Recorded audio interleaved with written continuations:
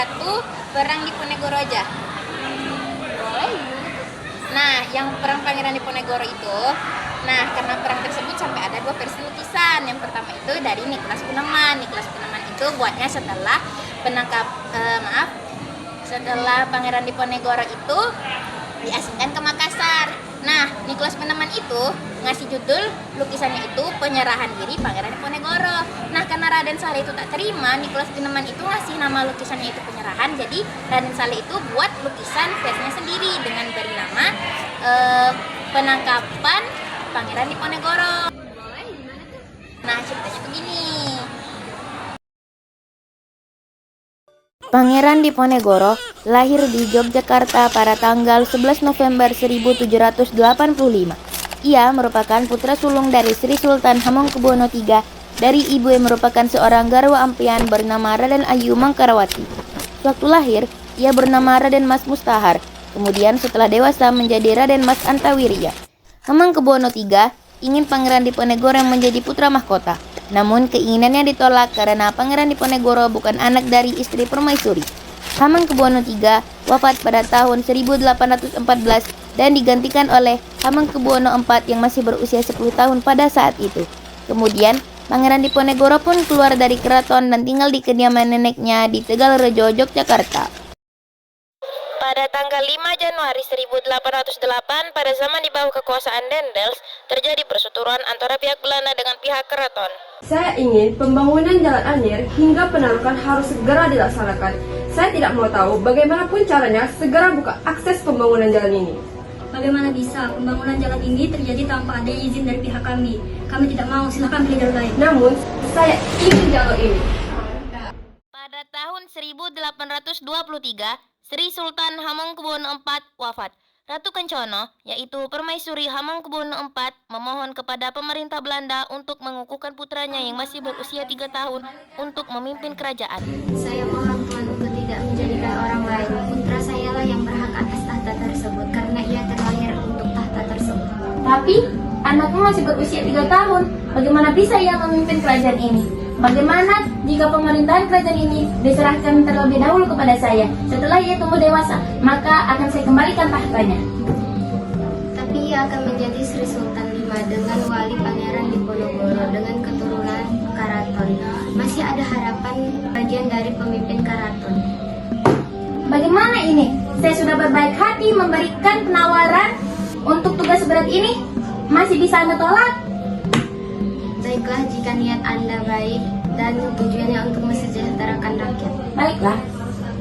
Di bawah kepemimpinan Smithers, penyalahgunaan sewa tanah membuat para rakyat menderita.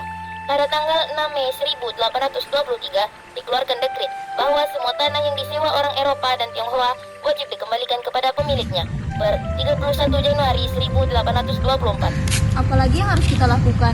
Belanda semakin menekan pemerintah kita, uang hasil kerja kita untuk membayar kompensasi. Saya juga tidak tahu lagi bagaimana caranya kita bisa makan. Saya rindu kepemimpinan Sri Sultan. Pemimpin Belanda sangat berbeda, sangat kejam dan tidak berperasaan.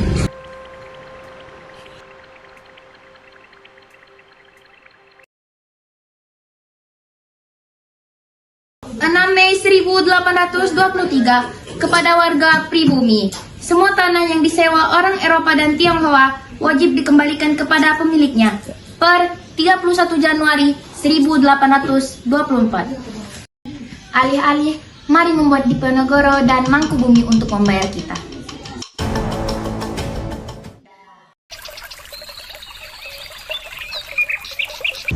Apa yang harus kita lakukan untuk melunasi tanah kita? Kita tidak bisa membiarkan tanah kita diambil dari kita. Benar, namun bagaimana kita bisa mendapatkan uang sebanyak itu? Dan bagaimana kita membayar dengan tanggal yang ditentukan? Kita bisa meminjam dari kapitan Tionghoa. Tidak, saya tidak ingin kita meminjam kepada mereka. Namun pangeran, kompensasi ini harus segera kita lunasi. Benar, saya setuju. Alangkah kita meminjam kepada mereka.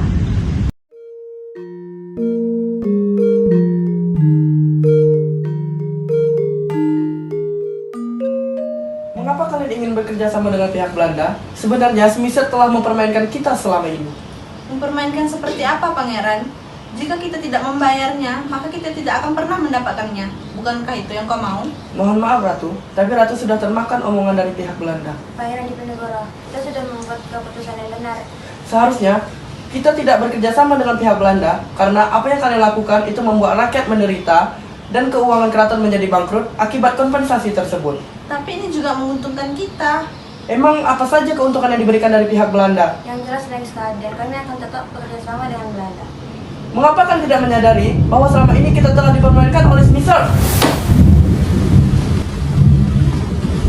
Pada Mei 1825, Smithsonian memutuskan pembangunan jalan di sekitar Yogyakarta melewati Tegalrejo. Perintahkan kepada anak buah kita segera pasang patok-patok itu. Baik, akan segera saya laksanakan. Tetapi, apakah sudah minta persetujuan Pangeran Diponegoro? Karena pembangunan ini melintasi makam leluhurnya. Untuk apa dipedulikan? Pasang saja. Ini demi kelancaran pembangunan.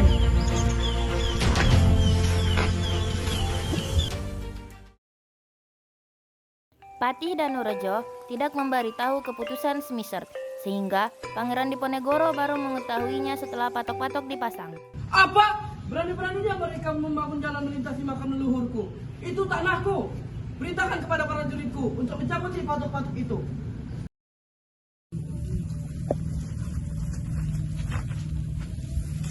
Apa ini?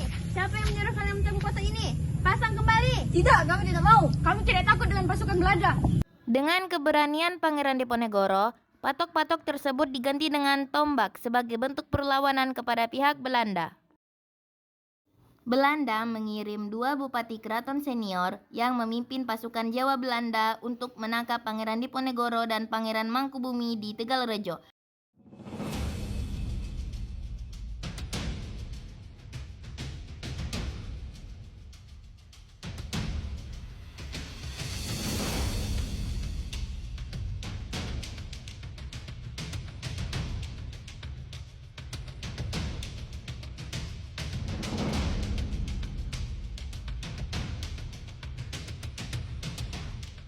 Pangeran dan sebagian besar pengikutnya berhasil bebas karena mereka lebih mengenal daerah di Tegalrejo. Pangeran Diponegoro kemudian menjadikan Gua Selarong sebagai markasnya.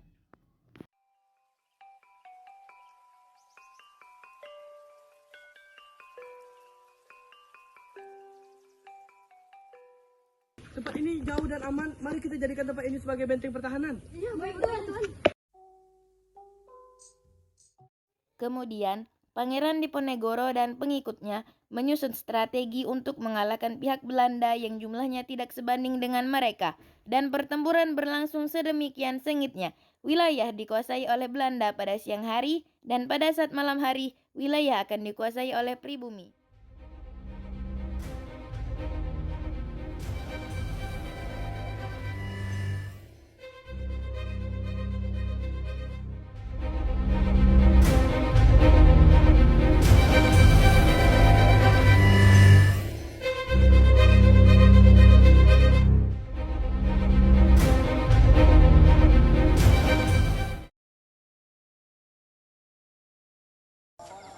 Pasukan kita telah diserang. Apa? Mari kita laporkan.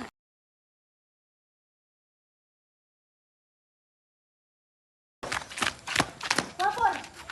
Ada apa? Pasukan kita telah diserang. Bagaimana bisa? Entahlah. Seperti pasukan Diponegoro. Baiklah, mari kita gunakan taktik benteng stelsel untuk mengalahkan mereka. Belanda menggunakan taktik benteng stelsel untuk mengalahkan pasukan Pangeran Diponegoro, sehingga membuat mereka terkepung dan membuat banyak pasukan yang tertangkap. Setelah peperangan, Pangeran, untuk memberikan banyak makanan pasukan kita, sepertinya kita membutuhkan banyak uang. Dan semestinya kita memungut pajak untuk kepentingan kita bersama. Dan saya siap untuk mengurusnya. Oh, baiklah. Terima kasih saranmu. sebulan kemudian, Belanda telah selesai membangun salah satu bentengnya yang besar dan siap untuk melawan pasukan Diponegoro. Namun, Ali Basya Sentot yang sibuk mengurusi keuangan tidak dapat bereaksi dengan cepat, sehingga pasukannya harus menelan kekalahan dan ia pun menyerahkan diri kepada Belanda. Pada tanggal 28 Maret 1830, Beberapa pasukanku telah dibunuh oleh pasukanmu. Apa sebaiknya kita berdamai untuk mengakhiri ini? Saya minta maaf atas pertarungan yang telah terjadi, mari kita berdamai. Omong kosong. Ia hanya mencoba untuk menipu kita. Sebaiknya kita tangkap dia. Ia hanya merugikan bagi perusahaan kita.